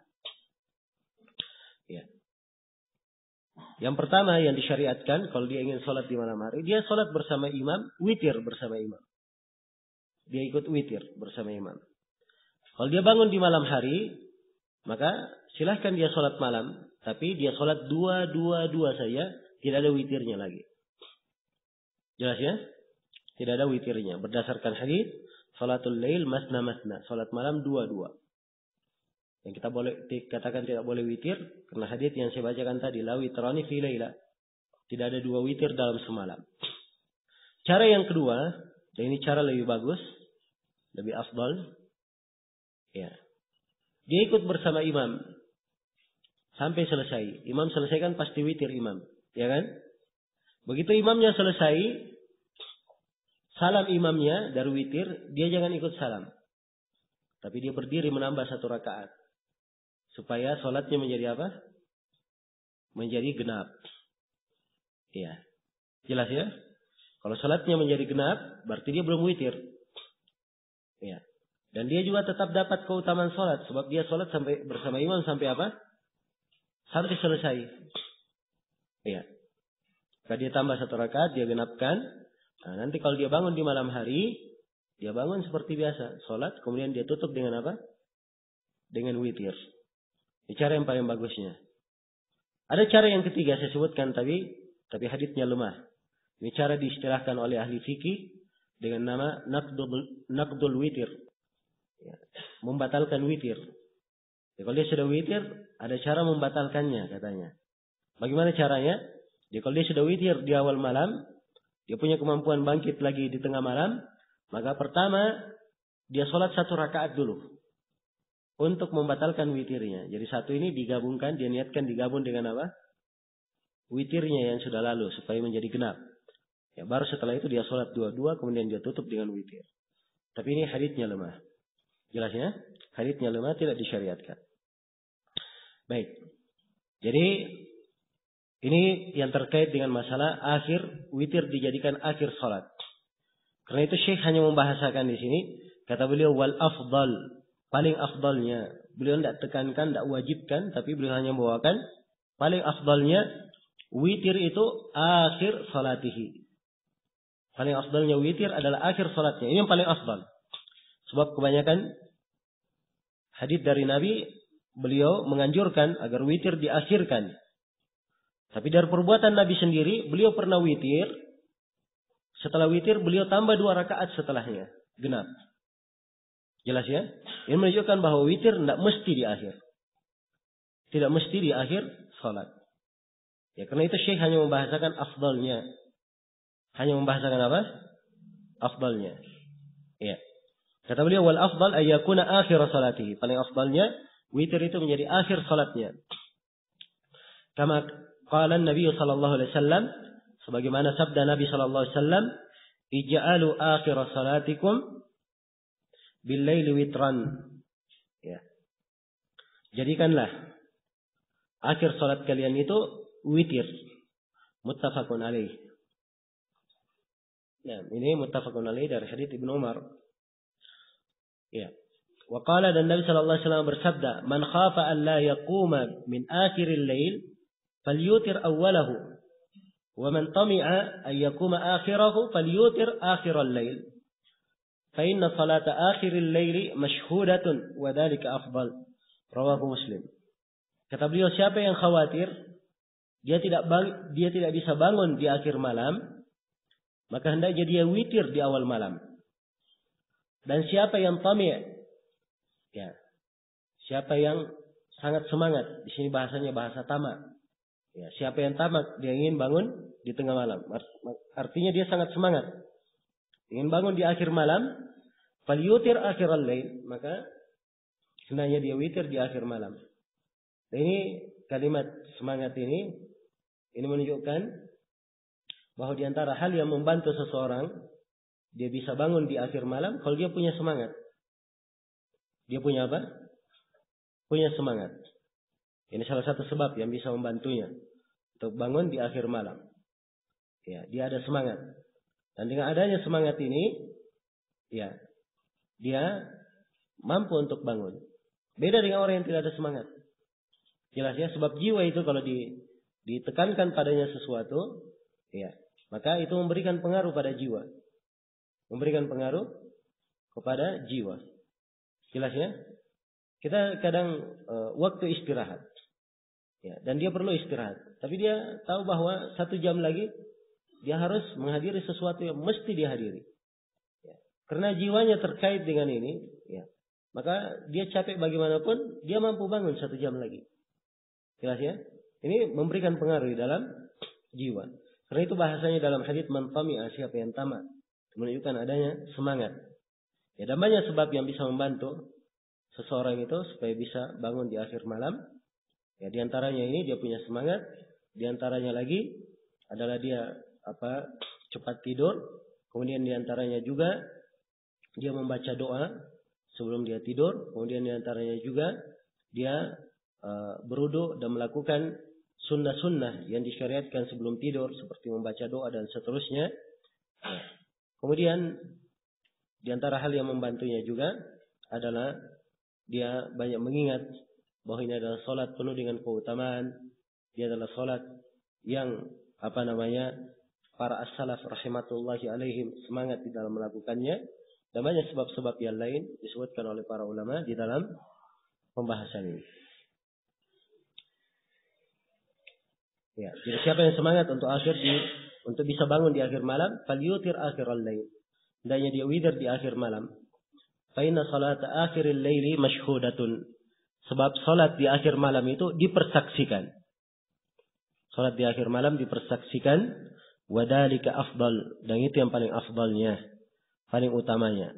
Rawahu Muslim. Hadits ini dikeluarkan oleh Imam Muslim. Selesai sudah 6 pembahasan dari pembahasan witir di sini. Ya, jelas ya. Syekh di sini hanya menyinggung witir. Beliau tidak menyinggung salat malam secara umum. Ya, jadi kita juga tidak terlalu banyak menguraikan. Kita uraikan sesuai dengan apa yang diterangkan oleh Syekh saja. Baik, selesai pembahasan salat witir. Kita pindah ke pembahasan berikutnya tentang salat istisqa. Kata beliau rahimahullah, wa salatul istisqa, dan salat istisqa. Ya. Istisqa itu artinya talabus suqya, meminta hujan. yang meminta hujan. Nah, ya. Itu secara bahasa ya, secara istilah, dalam istilah para ulama bahwa salat istisqa adalah talabu inzalil matari min Allah bi kayfiyatin makhsusah indal hajati ilaihi. Istisqa itu adalah memohon turunnya hujan dari Allah dengan kayfiyat yang khusus ketika diperlukan. Jadi istisqa ini ketika diperlukan, ya, ketika kurang air, kemarau, ya, jelas ya, ya mohon kepada Allah. Nah, kalau diturunkan hujan, nah istisqa dengan kayfiyat salat dilakukan dengan kayfiyat, ya, ada kayfiyatnya secara khusus akan diterangkan oleh Syekh rahimahullahu taala. Baik, Syekh akan menjelaskan tentang masalah istisqa dan kita di sini menggarisbawahi 8 pembahasan dari penjelasan Syekh rahimahullah. Yang pertama, syariat dan ketentuan seputar meminta hujan. Ya, kata beliau salatul istisqa sunnatun. Jadi beliau terangkan syariatnya di sini. Bahwa salat istisqa hukumnya apa? Hukumnya sunnah. Hukumnya sunnah. Kapan? Ya, disyariatkannya idza tarran nasu atau idza turran nasu li faqdil ma, apabila manusia didesak untuk minta hujan karena tidak adanya air. Ya. Tidak ada air atau hilang air. Tidak ada air atau kurang air. Ya. Nah, dalam syariatan salat istisqa ini diajarkan oleh Nabi sallallahu alaihi wasallam ya, di dalam banyak hadis. Di dalam hadis Abdullah bin Zaid Al-Mazini, ya, beliau keluar ke musalla untuk melakukan salat istisqa. Juga dalam hadis Ibnu Abbas, riwayat Imam Ahmad, At-Tirmidzi, Abu Dawud, An-Nasai dan selainnya. Ya, bagaimana Nabi sallallahu alaihi wasallam keluar, kemudian beliau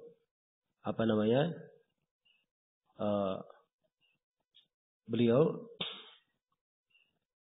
melakukan salat istisqa. Ya. Jelas ya? Beliau melakukan salat istisqa. Ini menunjukkan bahwa salat istisqa adalah hal yang disyariatkan. Ya, dan pensyariatannya apabila manusia kekurangan air. Apabila manusia kekurangan air. Ya. Dan ini penyebutan istisqa ini ketika kekurangan air, ya, dilakukan dengannya salat khusus. Ya. Tapi cara meminta hujan itu ada beberapa cara. Salah satunya dengan salat. Ya. Ada cara yang lain meminta hujan, yaitu khatib berdoa di mimbar di khutbah Jumat. Dia berdiri kemudian memohon hujan kepada Allah. Ini tidak ada salat, tapi permohonan minta hujan saja. Jelas ya? Sebagaimana telah syah di dalam Sahihain, ketika Nabi sallallahu alaihi wasallam sedang khutbah, tiba-tiba ada yang berkata, ya, mengeluhkan tentang kurangnya hujan. Maka Nabi sallallahu alaihi wasallam memohon kepada Allah, turunlah hujan. Terus turun hujan sampai masuk Jumat berikutnya. Ya. Kemudian datanglah orang berkata, ya Rasulullah, ya, sesungguhnya hujan ini ya sudah merubuhkan rumah-rumah kami, ya, dan merusak tanaman kami. Ya. Maka Nabi sallallahu alaihi wasallam mendoakan, Allahumma hawalaina wala alaina. Ya Allah, turunkanlah hujan di sekitar kami dan bukan pada kami.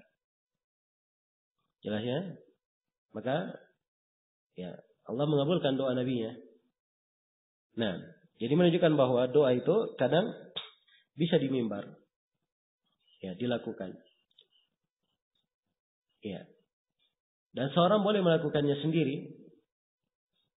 Ya, dia sendiri yang meminta hujan, memohon kepada Allah kalau dia perlu akan hal itu. Ya. Namun Syekh di sini membahas tentang masalah salatnya. Karena itu beliau hanya menyinggung salat. Ya, di sini minta hujan dengan bentuk salat. Salat minta hujan. Baik. Jadi ini syariat dan ketentuan seputar meminta hujan ya. Kemudian yang kedua tempat pelaksanaan salat meminta hujan. Kata beliau, wa tuf'alu ka salatil 'id fi as-sakhra. Wa tuf'alu ka salatil 'id fi as-sahra. Ya. Dan dikerjakan seperti salat Id di sahra. Ya. Di padang pasir atau di tempat lapang. Nah, ini dalilnya adalah hadits Abdullah bin Zaid Al-Mazini, riwayat Bukhari dan Muslim. Beliau berkata, "Kharaja Rasulullah sallallahu alaihi wasallam ila al-musalla fastasqa." Nabi sallallahu alaihi wasallam keluar ke musalla, lalu beliau melakukan salat istisqa. Jadi sunnahnya ke tanah lapang, sama dengan salat Id. Salat Id ke tanah lapang. Maka manusia keluar ke tanah lapang. Iya. Ke tanah lapang untuk meminta hujan. Untuk meminta apa? Meminta hujan. Iya. Jelas ya? Dan dengan keluarnya dia ke tanah lapang ini ada hikmahnya sendiri. Ya. Sebab ini bentuknya adalah permintaan, permohonan. Ya. Karena itu ada etika ketika keluar. Ya. Sini diterangkan di pembahasan yang ketiga, etika ketika keluar untuk mengerjakan salat. Kata beliau, wa yakhruju ilaiha mutakhashshi'an, mutadallilan, mutadarri'an. Dan dia keluar untuk mengerjakan salat itu mutakhashshi'an, dengan penuh kekhusyukan. Ya. Mutadallilan, dan menghinakan dirinya, merendahkan dirinya. Mutadarri'an, ya, dan sangat berharap, penuh dengan harapan. Ya. Seakan-akan orang yang sangat perlu, butuh, ya, untuk akan itu, untuk hujan. Dan ini berdasarkan hadits Ibnu Abbas, ya, riwayat Ahmad, Tirmidzi, Abu Dawud, An-Nasai dan selainnya. Beliau berkata, kharaja Rasulullah sallallahu alaihi wasallam mutabaddilan, mutawadhi'an, mutadarri'an hatta atal musalla. Nabi sallallahu alaihi wasallam keluar dengan mutabaddilan, ya, penuh dengan beliau semangat untuk hal itu. Mutawadhi'an, merendah diri. Mutadarri'an, dan beliau tadarru', ya, berpasrah, bermohon kepada Rabbnya. Sampai beliau memasuki musalla, tempat salat. Jadi semuanya disebutkan tempatnya di musalla. Ya, di tempat salat. Di tempat, di lapangan salat. Ya, ini afdalnya dilakukan di lapangan. Ya, dilakukan di lapangan. Baik. Kemudian di sini disebutkan bahwa fa yusalli raka'ataini. Jadi ini etikanya, dia keluar dengan posisi yang seperti ini. Ya. Dia penuh dengan tawadhu, merendah diri, bermohon kepada Allah. Ya. Menunjukkan hajatnya, kefakirannya. Ya. Dan dia adalah hamba yang sangat perlu kepada rahmat Rabbnya. Jelas ya? Demikian. Maka di pembahasan berikutnya, kaifiat salat meminta hujan. Kata Syekh, fa yusalli raka'ataini, lalu dia salat 2 rakaat. Ya. Salat yang dilakukan di salat istisqa, ya, itu sama dengan salat Id.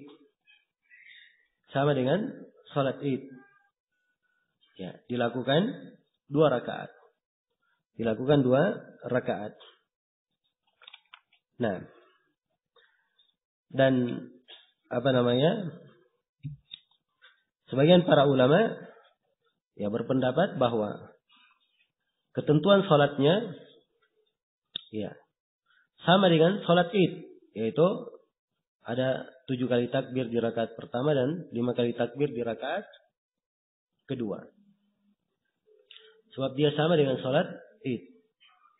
Hanya saja ada perbedaan dari sisi isi khutbahnya apa.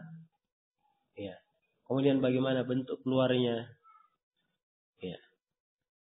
Kemudian setelah selesai sholat itu apa yang dia lakukan, jelas ya? Itu ada perbedaan dari sisi itu.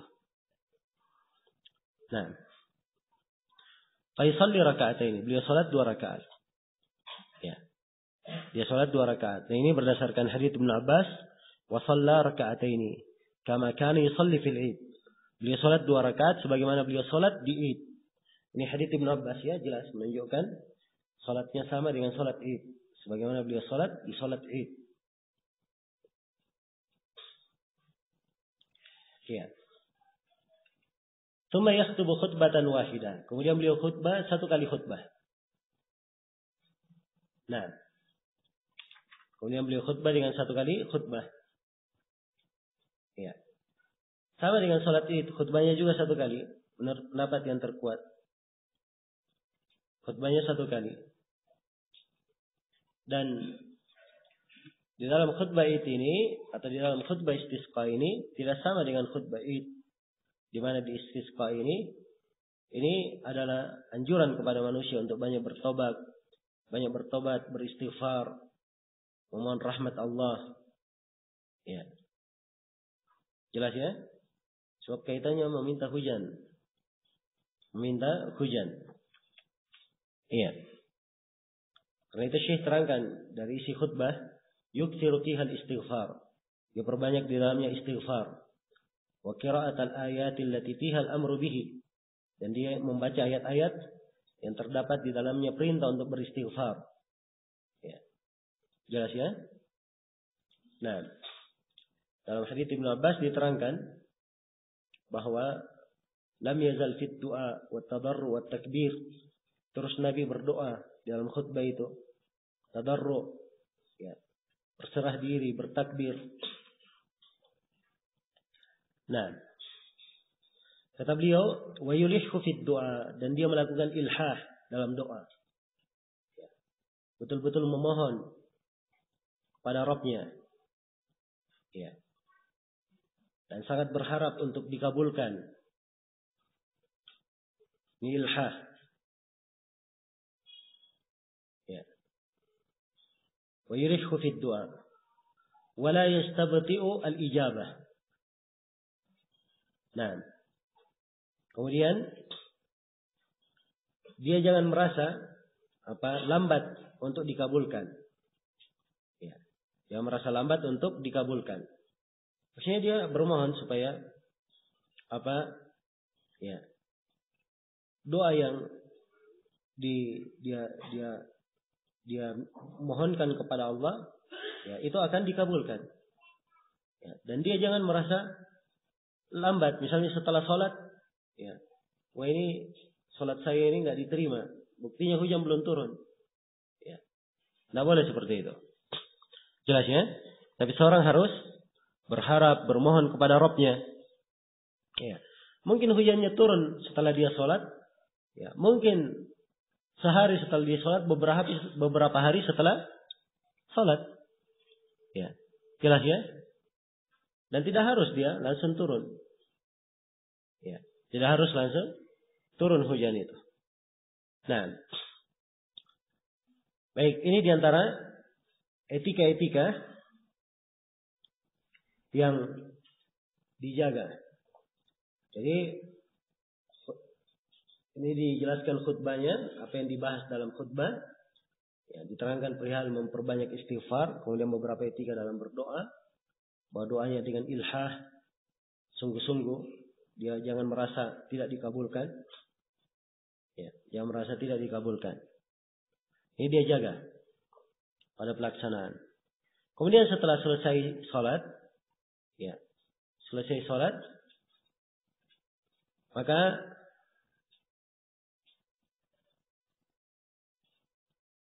ya,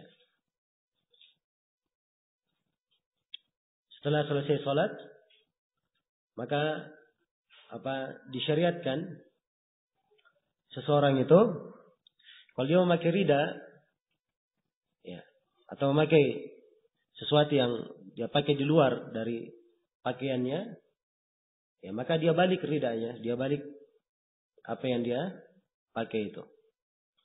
Ya, jelas ya. Misalnya ada yang pakai selendang misalnya, rida, dia balik ridanya. Ya. Kalau dia pakai pakaian luar, ya kadang seperti orang-orang umumnya di Arab pakai mislah dari luarnya, maka itu dibalik. Ya. Dibalik makainya. Tafaulan, ya dia berharap semoga Allah merubah keadaan. Merubah keadaan. Jelas ya? Dan ini juga lebih menunjukkan kerendahan. Ya. Tapi ini berkaitan dengan rida saja ya, dengan apa yang dipakai. Ya. Kalau ada yang pakai kopiah, jangan kopiahnya dibalik. Ya. Sebab ini tidak tuntunannya. Tadi dia pakai imamahnya dia putar. Ya, tidak. Ini dari kesalahan yang sering diperingatkan oleh masyayikh kita di salat istisqa. Ya. Kalau kita di Indonesia ini masya Allah, ya banyak hujan kita. Ini hal yang patut disyukuri. Ya, kebanyakan daerah. Tapi di tanah-tanah Arab, ya, sering melakukan istisqa. Sering melakukan istisqa. Jelas ya? Dan terasa gembira juga. Ya, setelah sholat, ya kemudian turun hujan. Nah, walaupun kadang sudah diumumkan beberapa kali perintah dari raja untuk istisqa, tapi hujan tidak turun juga. Ya, setelah beberapa kali sholat, ya alhamdulillah rahmat Allah Subhanahu wa taala masih diberikan untuk kaum mukminin. Ya. Dan kalau mau memperbandingkan antara kita dan antara Rasulullah dan para sahabatnya, ya jauh perbandingannya. Maka jangan berharap seperti mereka. Ya. Sholat istisqa langsung turun hujan. Ya. Kita yang banyak kekurangannya, banyak melakukan dosa dan kesalahan, ya harusnya lebih banyak berbaik sangka. Kita bermohon rahmat kepada Allah Subhanahu wa taala, tapi juga kita tahu kadar diri kita yang penuh dengan kekurangan. Dan ini insyaallah akan semakin mempercepat turunnya kebaikan. Kemudian pembahasan yang terakhir dari pembahasan istisqa ini, kesunahan melakukan sebab-sebab yang menolak kejelekan dan mendatangkan rahmat. Ya. Jadi dia memohon, minta hujan, ya, bukan permohonan dengan lisannya saja. Ada perbuatan-perbuatan yang menggambarkan bahwa dia betul-betul memohon kepada Allah. Karena itu Syekh di sini mengisyaratkannya. Kata beliau, "Wa yanbaghi qabla al-khuruji ilaiha." Ya, dan sepatutnya sebelum keluar melakukan salat istisqa, jadi sebelum keluar. Sebab seruan melakukan salat istisqa itu seruan dari pemerintah. Mereka memberikan seruan. Ya, kalau pemerintah umumkan besok salat istisqa atau hari sekian salat istisqa, ya, maka manusia harusnya persiapan untuk salat itu. Di antara persiapannya ini yang diisyaratkan di sini oleh Syekh rahimahullah. Kata beliau, fi'lul asbab allati tadfa'u asy-syarr wa tunzilu rahmah. Dia melakukan sebab-sebab yang menolak kejelekan dan menurunkan rahmat. Ya, apa sebab-sebab itu? Kal istighfar, seperti istighfar. Ya, sebab istighfar ini menolak kejelekan dan menurunkan apa? Menurunkan rahmat. Ya, Allah Subhanahu wa taala. Nah, menurunkan rahmat. Ya, Allah firman, "Laula yastaghfiruna Allah, apa laula tastaghfiruna Allah la'allakum turhamun." Andai kata kalian beristighfar kepada Rabb kalian, niscaya kalian dirahmati. Istighfar membawa rahmat. Ya. Dan menurunkan kebaikan. Nabi Nuh berkata kepada kaumnya, "Istaghfiru rabbakum innahu kana ghaffara. Yursilis samaa'a 'alaikum midrara wa yumdidukum bi amwalin wa banina wa yaj'al lakum jannatin wa yaj'al lakum anhara." Istighfarlah kalian kepada Rabb kalian dengan sebenar-benar istighfar, sungguhnya Dia Maha Pengampun. Kalau kalian istighfar, maka Dia akan menurunkan kepada kalian hujan berlimpah ruah dan melapangkan untuk kalian harta-harta, keturunan, ya, sorga-sorga dan kebun mengalir di bawahnya sungai-sungai. Jelas ya? Maka ini dari manfaat istighfar dan banyak lagi kebaikannya. Demikian pula wat taubah, dan dia bertobat kepada Allah. Bertobat kepada Allah. Ini di antara sebab Nabi Hud berkata, ya, Fakul apa?